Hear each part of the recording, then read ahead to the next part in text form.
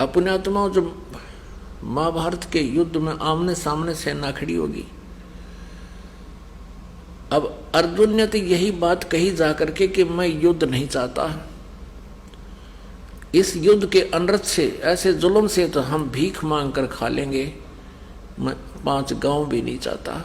यदि श्री कृष्ण जी होते उस समय, श्री कृष्ण जी के अंदर काल प्रवेश कर गया, उसमें श्री कृष्ण जी की आत्मा को दबा दिया, इस 21 ब्रह्मांड के स्वामी इस काल ने श्री कृष्ण जी के शरीर में प्रवेश कर लिया।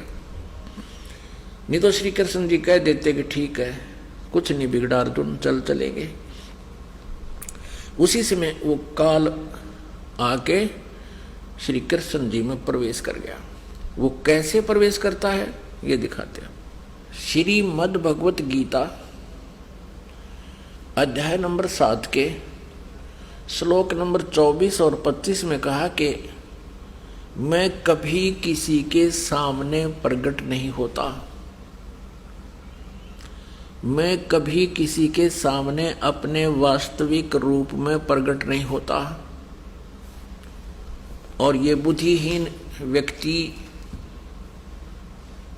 मुझे कृष्ण मान रहे हैं, आई एम नॉट कृष्ण। देखिएगा, श्रीमद् भगवत गीता, गीता प्रेस गोरखपुर से प्रकाशित है, जयदयाल गोविंद का इसके अनुवादक है। अध्याय नंबर 7 का और श्लोक नंबर 24।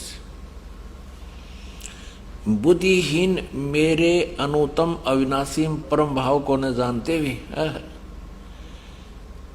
बुद्धिहीन पुरुष ये व्यक्ति मेरे अनुत्तम माने घटिया अटल नियम को नहीं जानते, मेरे भाव को नहीं जानते कि मैं किसी के सामने नहीं आता। अव्यक्तम माम व्यक्तिम आपनम मन्यते, मुझे अव्यक्त माने मुझ छुपे हुए को मैं गुप्त रहता हूं अपनी योग माया से, और ये मुझे व्यक्ति भाव में प्राप्त हुआ मानते हैं, मुझे कृष्ण मान रहे हैं, आई एम नॉट कृष्ण। मुझे मनुष्य की भांति जन्म लेकर यानी श्री कृष्ण मान रहे हैं, मैं कृष्ण नहीं हूं। आगे देखो 25 में ये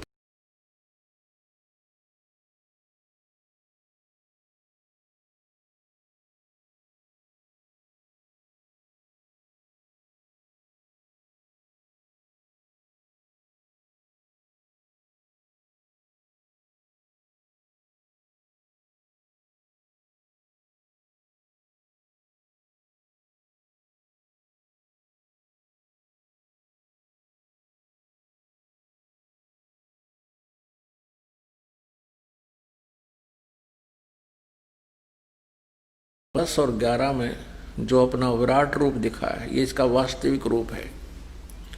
और इसने प्रतिज्ञा कर रखी है कि मैं कभी किसी के सामने अपने इस वास्तविक रूप में नहीं आऊंगा, दर्शन नहीं दूंगा। श्रीमद् भगवत गीता अध्याय नंबर 11 के श्लोक 47-48 में स्पष्ट किया है कि मेरा ये वास्तविक रूप है अर्जुन, मेरे इस रूप के दर्शन कोई नहीं कर सकता, ना किसी जप से, ना तप से, ना वेदों में वर्णित विधि से, ना किसी यज्ञ से, अर्थात मेरी प्राप्ति नहीं हो सकती। और दूसरी यह है कि तेरे अतिरिक्त आज जो मैंने तुझे ये दर्शन, ये मेरा वास्तविक रूप दिखा है, तेरे अतिरिक्त इसको पहले कभी किसी ने नहीं देखा और न ही आगे देखा जा सकता। तो इससे भी सिद्ध है कि श्री कृष्ण जी नहीं बोल रहे श्रीमद् भगवत गीता जी का ज्ञान। यदि श्री कृष्ण जी बोल रहे होते तो ये शब्द नहीं कहते कि मैंने तेरे से अतिरिक्त पहले किसी ने मेरा विराट रूप नहीं देखा था, क्योंकि कौरवों की सभा में श्री कृष्ण जी अपना विराट रूप दिखा चुके थे।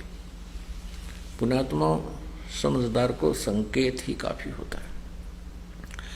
अब हम अपने प्रसंग पर आते हैं कि ये काल कैसे बोलता है, कैसे प्रवेश होकर बोलता है।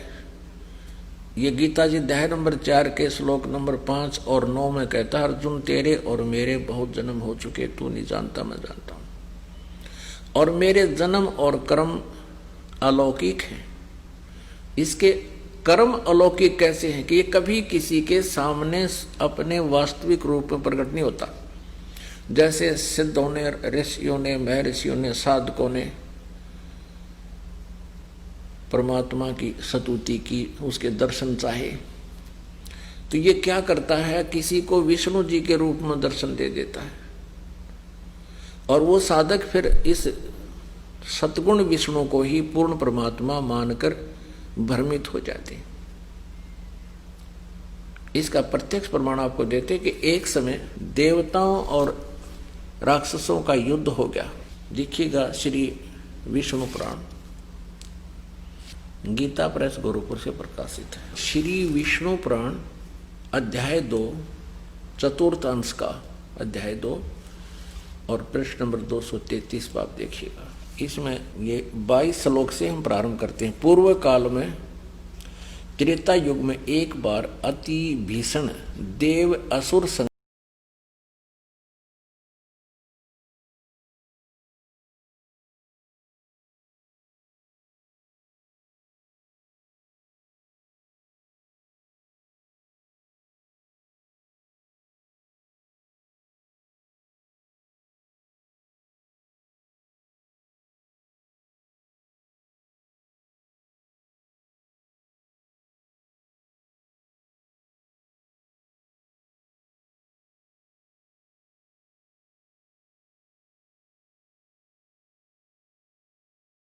में मैं अंश मात्र से स्वयं अवतीर्ण होकर उसमें भूत की तरह प्रवेश होकर उन संपूर्ण दैत्यों का नाश करूंगा।